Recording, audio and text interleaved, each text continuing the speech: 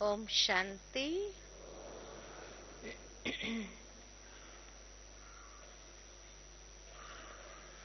बाप दादा ने वर्तमान समय अनुसार परिस्थितियों को देखते हुए यही पुरुषार्थ हम बच्चों को करने लिए कहा है कि बच्चे, बातें तो अनेक आएंगी, परंतु सेकंड में फुल स्टॉप लगाने की प्रैक्टिस होनी चाहिए, क्योंकि अंतिम समय का जो खेल है सेकंड का है। और सेकंड में अगर उस समय फुल स्टॉप ही नहीं लगा सके तो भले हमने जीवन भर बहुत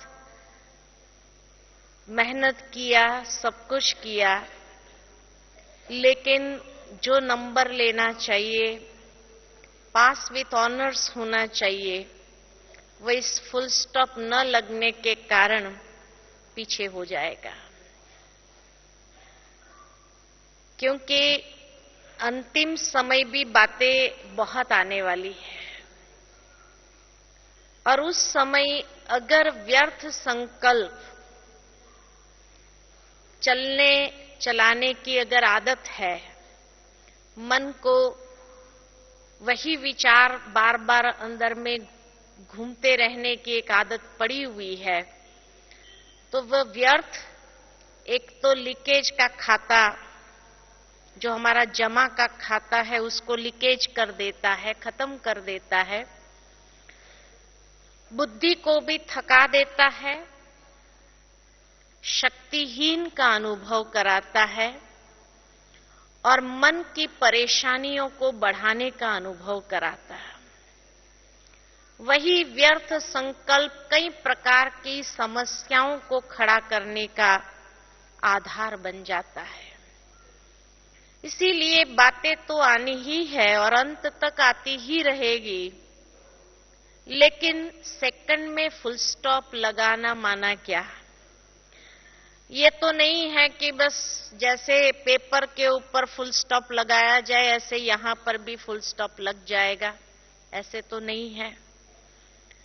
तो बाबा जब भी कहते हैं सेकंड में फुल स्टॉप लगाओ, तो ये भी नहीं है कि संकल्प को एकदम स्टॉप करो, सप्रेस कर दो, नहीं, ये भी नहीं होने वाला है। फिर फुल स्टॉप लगाना माना क्या? तो सबसे पहली बात, फुल स्टॉप लगाना माना परिवर्तन। अपने मन को उन व्यर्थ संकल्प जो चलने लगे हैं उसमें से परिवर्तन करना, अर्थात मन को एक दिशा दे देना है।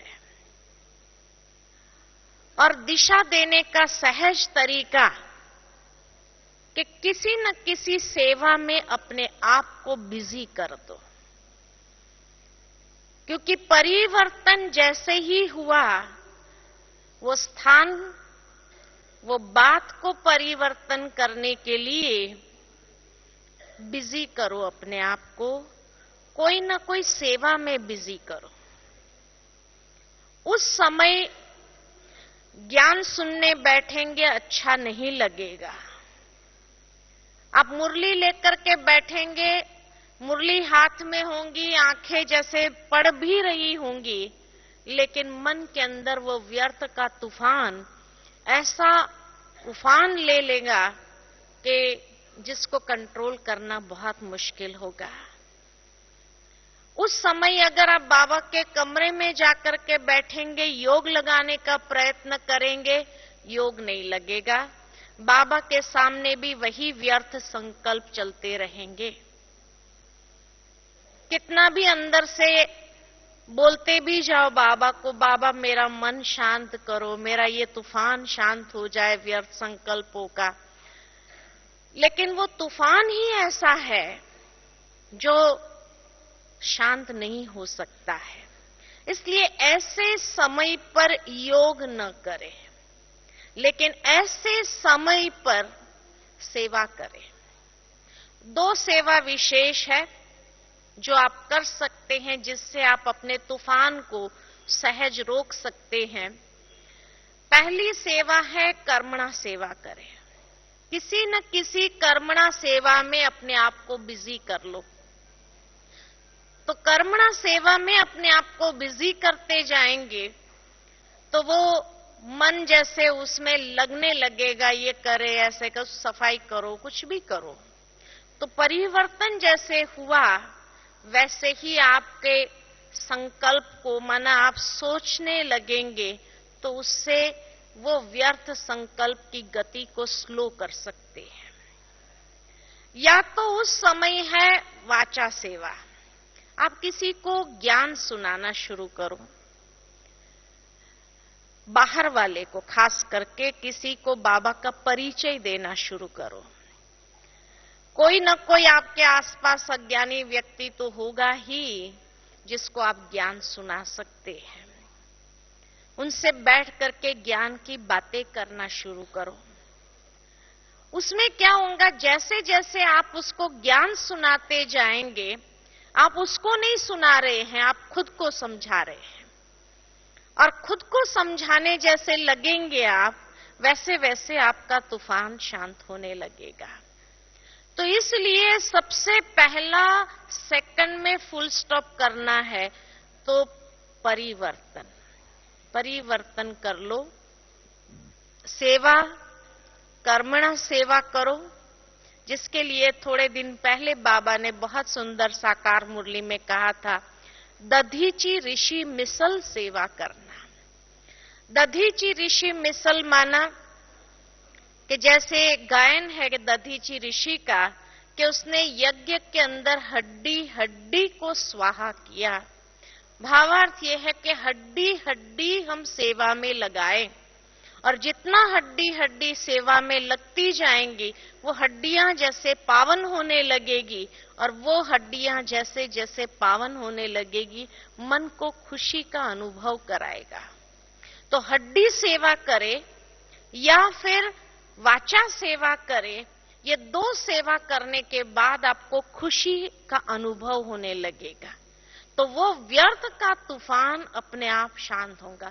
उस समय योग करने से तो और भी वो तूफान भड़क सकता है व्यर्थ संकल्पों का। इसीलिए ये 2 सेवा अति उत्तम हो जाती है, और उसमें परिवर्तन करके अपने मन को शांत कर सकते हैं, क्योंकि सेवा करने के बाद खुशी का अनुभव होता ही है। और सेवा करने से जब सामने वाले को भी कुछ प्राप्ति का अनुभव होता है, तो उनके अंदर से भी एक सेटिस्फैक्शन जो मिलता है, वो हमारे लिए एक दुआ का काम करता है। जो दुआ अगर हमें मिलती है, उसको खुशी मिली, माना हमें दुआ मिली, तो वो दुआ हमें मदद कर सकती है।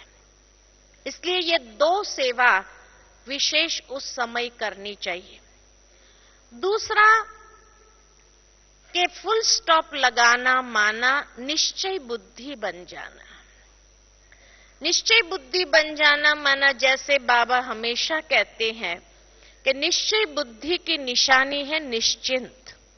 और ये निश्चिंत कैसे रह सकते हैं कि जब हमें ड्रामा में संपूर्ण निश्चय होता है। सबसे पहला निश्चय ड्रामा के अंदर कि ये घड़ी जो है, ये सीन जो मेरे सामने आई है, ये सीन में भी कोई न कोई कल्याण समाया हुआ है, इसमें भी कोई न कोई रहस्य समाया हुआ है। और ये अंदर में दृढ़ता से जब अपने आप में ले लेते हैं, तो वह निश्चय बुद्धि बनने से व्यर्थ के तूफान को शांत कर देता है। तो स्वयं में निश्चय, बाबा में निश्चय और ड्रामा में निश्चय, परिवार में निश्चय, ये चारों निश्चय के फाउंडेशन को हम चेक कर लें। जब ये चारों के निश्चय है, स्वयं के आत्मविश्वास में निश्चय, स्वयं के अंदर निश्चय कि मैं बाबा के बच्चे हूं, और जब मैं बाबा की बच्ची हूं, बाबा की सिलेक्टेड हूं, बाबा ने मुझे चुना है, बाबा की चुनी हुई रतन हूं मैं, तो बाबा ने जरूर कोई न कोई ऐसी विशेषता मुझ में देखी है और उस विशेषता को के आधार पर मुझे अपने आप को सपूत बनाना है, ये निश्चय, और मैं बनूंगी ही। और क्या मालूम ये परिस्थिति आई ही इसलिए है ताकि मैं उसके आधार से बनकर दिखाऊं अपने आप को भी। मेरा आत्मविश्वास भी उसी से बढ़ेगा, है ना। बाबा जानता है मेरी कैपेसिटी को, बाबा जब जानता है मेरी कैपेसिटी को और तब मेरे सामने ये परिस्थिति आई है, तो जरूर है कि बाबा की उसमें 100 गुना मदद समाई हुई है, ये भी निश्चय है। तो स्वयं में निश्चय, अपनी शक्ति में निश्चय, बाबा में निश्चय, और ड्रामा की ये सीन सदा कल्याणकारी है, इसमें मेरा अकल्याण कभी हो नहीं सकता, क्योंकि ये भगवान के उच्चारे हुए महावाक्य है। तो इसलिए मेरा अकल्याण कभी हो नहीं सकता। जितना हमारा ये निश्चय फर्म है, मजबूत है, उतना वो सीन परिवर्तन हो जाएगी। बहुत सुंदर अनुभव ये होगा, जैसे कि कोई परिस्थिति आई आपको धक्का मारने के लिए कि ये गिर जाए, लेकिन ड्रामा इतना कल्याणकारी कि गिरने के बजाय ड्रामा ने आपको पंख दे दिया, आप उड़ने लगे। तो गिरे नहीं, उड़ने लगेंगे, उड़ने का अनुभव करेंगे। और ये मेरा एक पर्सनल में प्रत्यक्ष अनुभव है कि जहां हमें लगा कि अब तो बस गिर जाएंगे, ये परिस्थिति ऐसी है भयभीत करने वाली हो, लेकिन इतना निश्चय कि ड्रामा में मेरा अकल्याण कभी हो नहीं सकता है।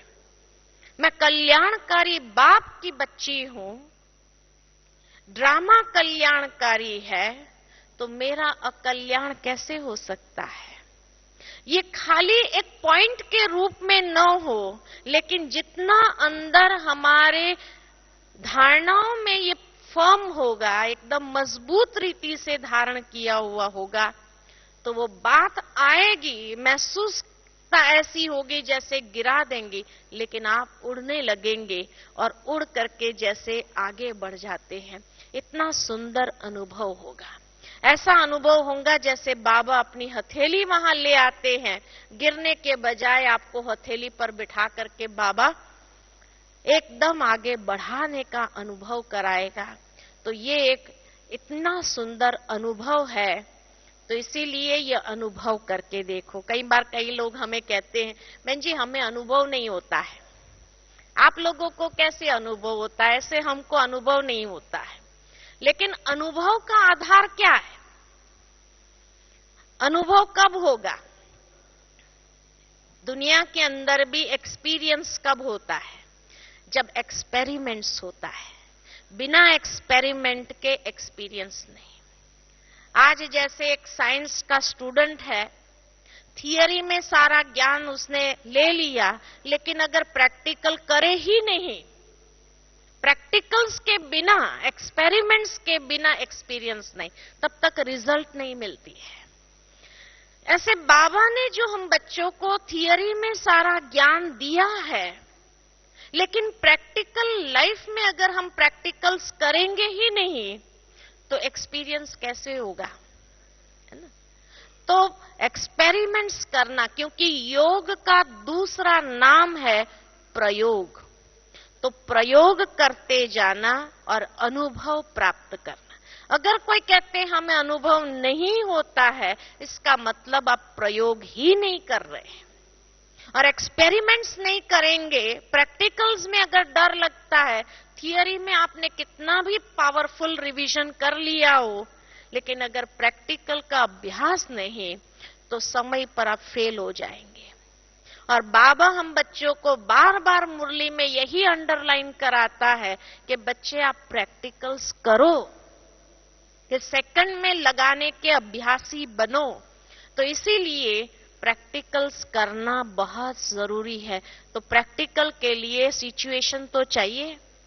अगर सिचुएशन आएगी ही नहीं तो प्रैक्टिकल करने का एक्सपीरियंस ही नहीं होगा, और एक्सपीरियंस ही नहीं होगा तो फिर आप समय पर कैसे उसका प्रयोग कर पाएंगे।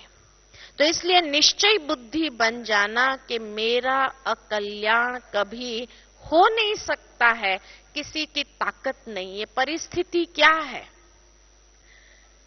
भगवान जब मेरे साथ है, बाबा ने कल भी कितना सुंदर कहा कि भगवान आपके साथ है तो विजयी आपकी है ही है। अकल्याण आपका कभी हो नहीं सकता है, असफलता आपके जीवन में आ नहीं सकती है। लेकिन अगर भगवान बाप को साथ नहीं रखा तो विजयी भी नहीं और असफलता का अनुभव कराएंगे। तो इसीलिए जीवन के अंदर निश्चय बुद्धि बनना। तीसरा, फुल स्टॉप लगाना माना शुभ भावना, शुभ कामना स्वरूप बनना।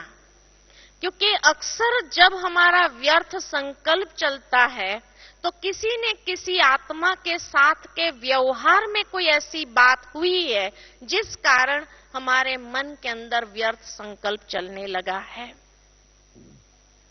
तो जब किसी आत्मा के साथ हमारी ऐसी कोई बात हो गई है जिसके कारण मानो किसी ने हमें दो शब्द ऐसे कह दिए जो हमें अच्छे नहीं लगे और बहुत दिल को ऐसे वो बात जैसे लग गई कि व्यर्थ संकल्प चलाने लगे, उस समय शुभ भावना, शुभ कामना का दान दो कि चलो उसने जो कहा उसकी समझ, उसकी मैच्योरिटी के हिसाब से कहा, लेकिन मेरी मैच्योरिटी क्या कहती है।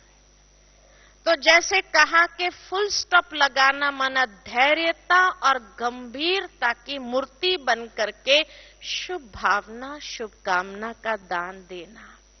जो भी आत्मा हो वो खुश रहे, दिल से यही उनको दुआएं दो, शुभ भावना दो कि उसको उसका कल्याण हो, उसका अच्छा हो। ये भावना जितनी हमारे अंदर से प्रवाहित होगी उतना वो आत्मा को भी रियलाइजेशन होगा कि मैंने जो कहा वो शायद सही नहीं था। थोड़ी देर के अंदर ही वो आकर के आपसे सॉरी मांगेंगे। ये अनुभव है।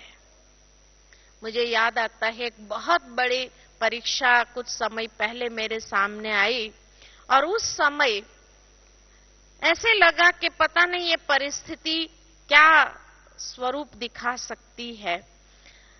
लेकिन उस समय जब मैं बाबा के सामने बैठी, मैंने बाबा को सब सुनाया कि बाबा ऐसी ऐसी बात है। तो एक ही संकल्प की टचिंग मुझे बार बार आई बाबा से कि बच्ची तुम पत्र लिख करके बाबा को दो, जो बात जैसी है वो पत्र लिख करके दो। और सारा पत्र लिख करके मैंने बाबा के सामने रखा, अमृत वेले योग किया और बाबा को जैसे मैंने सौंप दिया वो बात, आप मानेंगे नहीं, शाम तक वो व्यक्ति का फोन आता है और कहता है मुझे माफ कर दो, मैंने जो कहा, मैंने जो बात किया उसके लिए मैं क्षमा चाहता हूं। भावार्थ ये कि ये बाबा की शक्ति कैसे अनुभव कराती है और वो व्यर्थ संकल्प आगे चलने नहीं देंगी आपका, और उसको दुआएं दो कि तुम्हारा कल्याण हो। जब इस तरह की दुआएं हम उसके लिए प्रवाहित करेंगे तब आगे चल करके वो दोबारा परीक्षा लेने की हिम्मत नहीं रख सकेगा। भावार्थ ये कि ये एक बहुत बड़े अनुभव की बात है। और जब भी इस तरह से आप प्रयोग करके देखो प्रैक्टिकली, कोई बात अगर बार बार अंदर में आपको सता रही है, आप पत्र लिखो बाबा को और पत्र लिखकर बाबा के सामने रखो, अमृत वेले योग करो और योग करके उसको भस्म कर दो, खत्म कर दो। किसी को देने की जरूरत नहीं, आपने बाबा को दे दिया, समाप्त हो गया वो। और इसलिए जब उसको भस्म कर देंगे उसके बाद आपका मन एकदम हल्का भी हो जाएगा।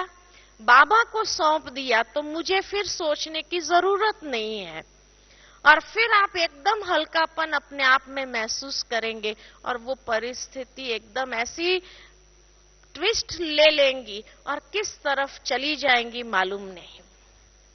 वो जैसे बाबा हमेशा कहते, बच्चे ये बातें आती है पेपर टाइगर के रूप में आती है, वो डराने का प्रयत्न करती है, लेकिन अगर आप पेपर टाइगर से डर जाएंगे, मिक्की माउस से डर जाएंगे तो उसको क्या कहेंगे। तो इसीलिए मैच्योर बनना, गंभीर बनना और धैर्यता की शक्ति को अंदर में धारण करते हुए इस आत्मा का भी कल्याण हो, यही शुभ भावना को निरंतर प्रवाहित करना है। इसको कहते हैं फुल स्टॉप। चौथा फुल स्टॉप लगाना माना कि कोई भी बात हमें अनुभवी बनाने के लिए आती है। हो सकता है कि ये अनुभव की कमी मुझ में है और ड्रामा मुझे ये पाठ पक्का कराना चाहता है, इसीलिए ये बात आई है। तो अब इसमें से मुझे कौन सा पाठ पक्का करना है ये निकाल लो कि ये सीन जो मेरे सामने आई है, ये सीन मुझे कौन सा लेसन पक्का कराने लिए आई है।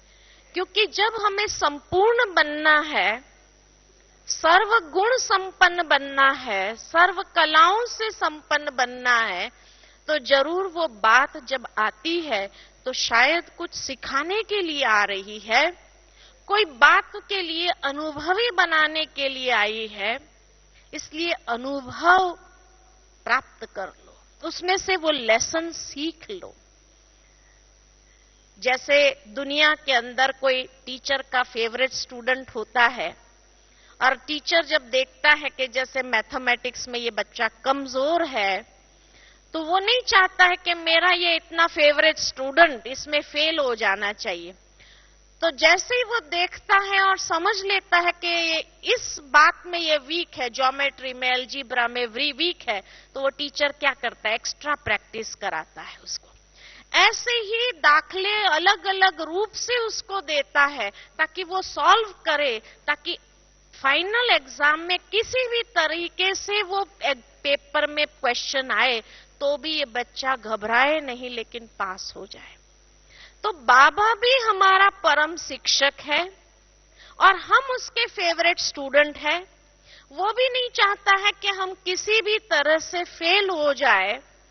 तो वो क्या करेगा, जब किसी चीज के अनुभव की कमी है हमारे पास, कोई गुण, कोई शक्ति की कमी है हमारे पास और बाबा जानता है कि ये इसमें वीक है, तो ड्रामा जो बाबा के साथ है, तो ड्रामा के अंदर वो परिस्थिति बार बार हमें कोई लेसन सिखाने के लिए, पक्का करने के लिए वो आ रही है।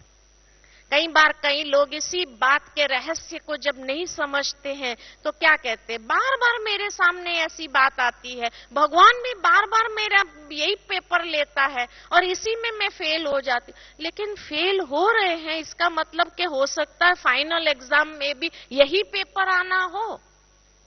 तो हमारा टीचर ये तो नहीं चाहेगा कि ये फेल हो जाए, मेरा फेवरेट स्टूडेंट फेल हो जाए, नहीं तो दुनिया भी हंसेगी, अरे ये भगवान का स्टूडेंट ही फेल हो गया, तो हमारी तो बात ही क्या है, फिर कहेंगे ना ऐसे, तो हमारा मजाक उड़ाएंगे दुनिया। तो बाबा नहीं चाहता है कि मेरे बच्चों का कोई मजाक उड़ाए, इसीलिए हमें समय से पहले तैयार करने के लिए ड्रामा विभिन्न रीति से, अलग अलग रूप से वही बात सामने ला करके हमें संपन्न बनाने का प्रयत्न कर रही है। तो मुझे अगर वो चीज बार बार अलग अलग रूप से आ रही है तो जरूर ये बात मुझे कुछ सिखाना चाह रही है। तो उस बात को सीखने का प्रयत्न करो। जैसे कोई बात का रहस्य समझ में आता है तो कहते हैं ना, अच्छा अब मेरे को समझ में आया, ये बात थी, ये बात मुझे सीखनी थी। तो इसीलिए ये बात हमें कुछ सिखाना चाह रही है। तो क्यों नहीं हम थोड़ा अंतर्मुखी बन करके साइलेंस की गुफा में जा करके रियलाइज करें कि ऐसी कौन सी बात ये ड्रामा मुझे सिखाना चाह रही है।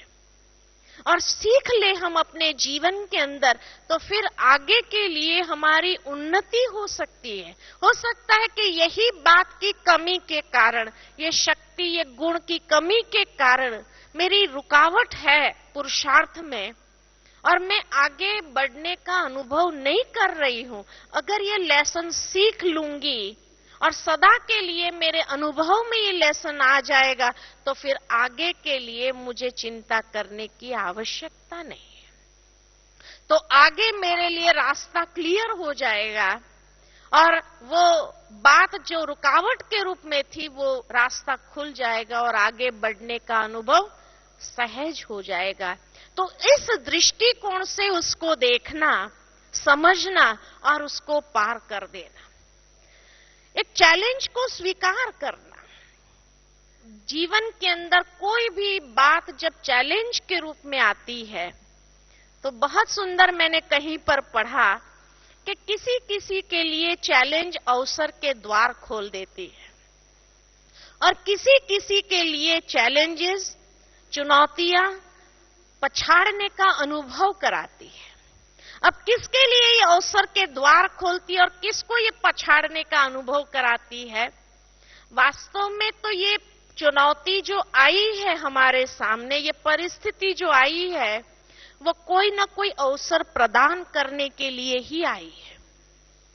लेकिन उस वक्त अगर हमने सही रीति से बाबा को याद करके, बाबा की मदद को अनुभव करते हुए जब आगे कदम बढ़ा देते हैं, हिम्मत का एक कदम बढ़ा देते हैं, तो द्वार खुलने लगता है।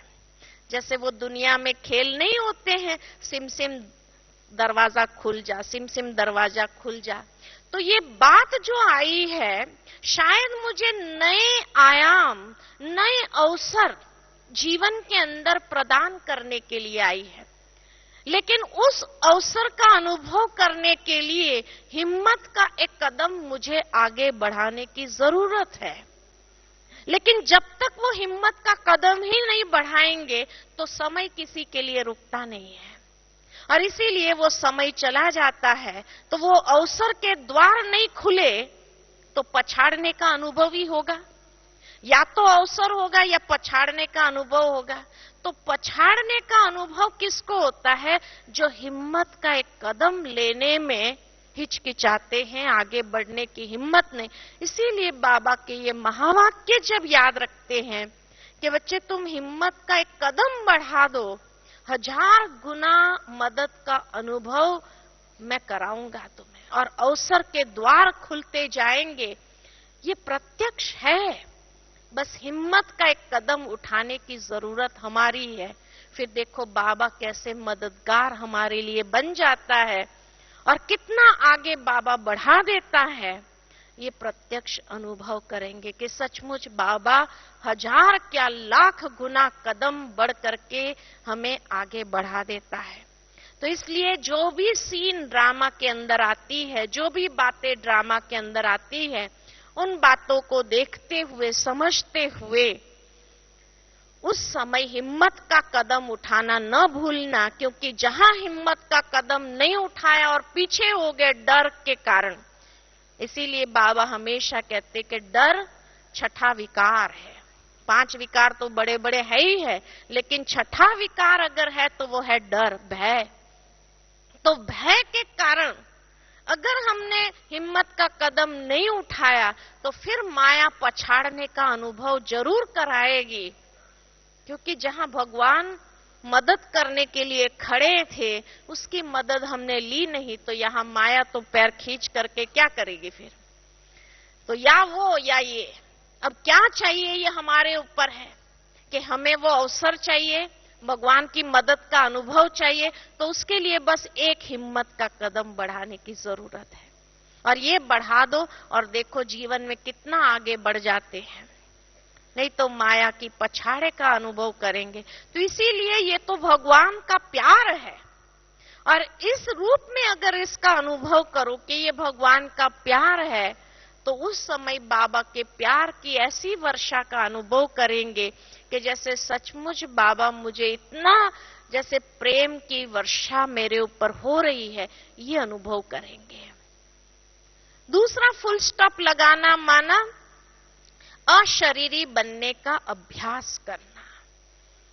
जो बाबा ने कहा 1 सेकंड में अशरीरी हो जाओ, उस बात से अपने आप को डिटैच करके ऊपर उड़ जाओ, तो बात नीचे रह जाएंगी और आप ऊपर हो जाएंगे। और ऊपर से जब वो बात को देखेंगे तो बहुत छोटी नजर आएंगी, मामूली नजर आएंगी, उसका महत्व ही नहीं होगा, और महत्व नहीं होगा तो उसको क्रॉस करना आसान हो जाएगा। इसलिए अशरीरी बन करके या फरिश्तापन की स्थिति का अनुभव करते हुए डिटैच हो जाना, बात से अपने आप को डिटैच कर लो, ऊपर उड़ जाओ, अशरीरीपन के अभ्यास में चले जाओ। या 5 स्वरूप का अभ्यास जो बाबा ने हम बच्चों को बताया है, वो इसीलिए बताया है कि 5 स्वरूप के अभ्यास में जितना आप मगन रहेंगे, अभ्यासी बन जाएंगे, हर घंटे के अभ्यासी हो जाएंगे, तो बातें आएंगी, वो नीचे रह जाएंगी, आप ऊपर से उड़ करके पार कर लेंगे और वो बातें आपको छू भी नहीं सकेगी। तो इसीलिए बाबा बार बार हम बच्चों को पिछले साल हर मुरली के अंदर ड्रिल कराते रहे कि 1 सेकंड में अब सब बातों को, कर्मेंद्रिय को समेट लो और समेट करके अशरीरीपन के अभ्यास में लग जाओ। और जितना हमारा ये अभ्यास पक्का हो जाएगा, इसीलिए कहते हैं प्रैक्टिस मेक्स मैन परफेक्ट। जब तक ये प्रैक्टिस नहीं करेंगे, हर घंटे पर हम अपने आप को अभ्यासी नहीं बनाएंगे, तब तक वो बातें हमको बहुत भयंकर स्वरूप से अनुभव कराएगी कि जैसे बहुत बड़ी है, बोझ वाली है, इतना बड़ा जैसे बर्डन रखा हुआ है सिर के ऊपर, बोझ से आप लदे हुए हैं, ऐसा अनुभव कराएगी। इसलिए ये अभ्यास आपको उससे डिटैच कर देगा और आप उसको सहज रीति से पार करने की क्षमता रख सकेंगे। तो 5 स्वरूप का अभ्यास करो या अशरीरीपन और फरिश्ता स्वरूप का अभ्यास से आप उड़ चलो और उड़ करके आगे बढ़ जाओ, तो ये बातें पीछे रह जाएंगी, ये बातें आपके सामने नहीं आएंगी। मास्टर बन जाओ। जैसे कल बाबा ने बहुत सुंदर बात कही कि बच्चे, बाबा क्या चाहता है हम बच्चों से? बाबा चाहता है स्वराज्य अधिकारी बनना, क्योंकि बातें का कनेक्शन कोई ना कोई कर्मेंद्रिय से जरूर है, या आंख से या कान से या मुख से, हाथों से, कोई ना कोई इंद्रियों के कनेक्शन से ही वो बातें आती है। तो इसीलिए बाबा कहते हैं स्वराज्य अधिकारी बन जाओ। ये बाबा की आश है हर बच्चे के प्रति। तो फुल स्टॉप लगाना माना स्वराज्य अधिकारी की स्थिति में आ जाना, और जब स्वराज्य अधिकारी स्थिति के सीट पर सेट हो जाते हैं तो वो बातें हमें डिस्टर्ब नहीं कर सकती है, ये बातें हमें कोई भी रीति से परेशान नहीं कर सकती, क्योंकि मन के अंदर व्यर्थ संकल्प जो चल रहे हैं, तो मन का कनेक्शन कोई ना कोई इंद्रियों के साथ तो है ही है। जब मन का कनेक्शन कोई ना कोई इंद्रियों के साथ है, तो माना बातों का कनेक्शन भी इंद्रियों के साथ है, और बातों का कनेक्शन इंद्रियों के साथ है तो मन को परेशान तो जरूर करेगी। इसीलिए अगर ये इंद्रियों को मालिक बन करके प्रयोग करते हैं, इंद्रियों के ऊपर विजयी बन जाते हैं, तो मन जीते जगत जीत बनना आसान है। जो पिछली बाबा की मुरली थी, मन जीत बनो। मन जीत बनना माना ही कर्मेंद्रिय जीत बनना। जो कर्मेंद्रिय जीत बनता है वो मन जीत बन सकता है, और तब व्यर्थ संकल्पों के ऊपर जीत प्राप्त करना आसान हो जाएगा। ये है फुल स्टॉप लगाना। अगर हमें स्वराज्य की स्थिति का अभ्यास नहीं है, हम अपनी कर्मेंद्रिय के अभी तक भी अधीनता से चल रहे हैं, और फिर हम सोचे कि फुल स्टॉप लग जाए, फुल स्टॉप लगेगा? संभव ही नहीं। आप गाड़ी चला रहे हो लेकिन स्टीयरिंग आप पकड़ नहीं पा रहे हो, तो क्या होगा? वो तो और दिशा में आपको ले जाएंगी, एक्सीडेंट करा देंगी। ब्रेक्स आपके कंट्रोल में नहीं है ना, स्टीयरिंग आपके कंट्रोल में नहीं है, जो भी गाड़ी के साधन है कहीं भी आपका कंट्रोल नहीं है, तो वो गाड़ी का क्या हाल होगा। इसीलिए जीवन के अंदर भी कई बातों का सामना हमें इसीलिए करना पड़ता है कि अभी तक भी कोई न कोई कर्मेंद्रिय की अधीनता है, और जहां अधीनता है वहां वो हमें कहीं न कहीं परेशानी का ही अनुभव कराएगा। इसलिए बाबा नहीं चाहता है कि अब मेरे बच्चे परेशानियों का अनुभव करें। तब बाबा ने कहा स्वराज्य अधिकारी, जिसमें कर्मेंद्रिय और सूक्ष्म इंद्रियां, मन, बुद्धि, संस्कार, उसके ऊपर हम विजयी बन जाए। और उसके लिए बाबा ने कल की मुरली में बहुत अच्छी युक्ति बताई कि सुबह उठो तो भी बाबा से कैसे गुड मॉर्निंग करते हुए उठो, रात को सो तो भी कैसे दिनचर्या अपनी चेक करते हुए, और देखो वो संस्कार ने आपको परेशान तो नहीं किया। और फिर बाबा को थैंक्स देते हुए, शुक्रिया करते हुए, गुड नाइट करते हुए सारा चार्ट बाबा को दे करके जैसे बाबा की गोदी में हम सो जाए। तो उठने से लेकर के सोने तक जो बाबा ने युक्ति बताई, उस युक्ति का प्रैक्टिकल प्रयोग करना, क्योंकि ये युक्ति जो बाबा ने बताई इतनी सहज और सरल है, और इस युक्ति का अगर प्रैक्टिकल हम प्रयोग करेंगे तो फुल स्टॉप लगाना बहुत आसान हो जाएगा। एक बात जो बार बार हमारे सामने आती है, कई भाई बहनें आकर के एक ही बात हमें पूछते हैं कि बहन जी, लेकिन जब हम ये बात को सोचते हैं ना कि 5000 साल के बाद फिर हमारे साथ ऐसा ही होगा, ये बड़ा परेशान कर देता है ना। ये व्यर्थ संकल्प को और तेज चला देता है कि क्या ये घटना फिर से मेरे साथ 5000 साल बाद होगी। अब 5000 साल के बाद होने वाली है, आज तो होने वाली नहीं, अभी तो हो गई ना, ये तो बंद हो गया चौपड़ा, 5000 साल तक बंद हो गया, अब ये खुलने वाला। लेकिन उसकी चिंता अभी से क्यों, 5000 साल बाद होने वाली है। लेकिन एक बात हम समझ ले अच्छी तरह से कि बाबा ने ये ड्रामा का ज्ञान हम बच्चों को क्यों दिया है। ये ड्रामा का ज्ञान एक रेफरेंस के लिए दिया है। रेफरेंस, जैसे स्टूडेंट पढ़ते हैं तो रेफरेंस बुक अगर उनके पास होती है तो उनको पता चलता है कि सजेस्टिव क्वेश्चंस कौन से एग्जाम्स में आ सकते हैं, तो रेफरेंस के रीति से उसको यूज करना है ना। जैसे भाई ये संभावित प्रश्न आएंगे आपके परीक्षा में, लेकिन जरूरी थोड़ी है, कई बार कई लोग दूसरों का खेल देख करके मेरे साथ भी अगर ऐसा हो गया तो, अरे भाई तेरे साथ हुआ ही नहीं है। तो ये चीज जो हमें मिली है ड्रामा का ज्ञान, ये एक रेफरेंस है हमारे लिए, और ये रेफरेंस की रीति से ही प्रयोग किया जाए, और इसीलिए उसको आगे के 5000 साल बाद होगा इसकी चिंता अभी से न करें हम।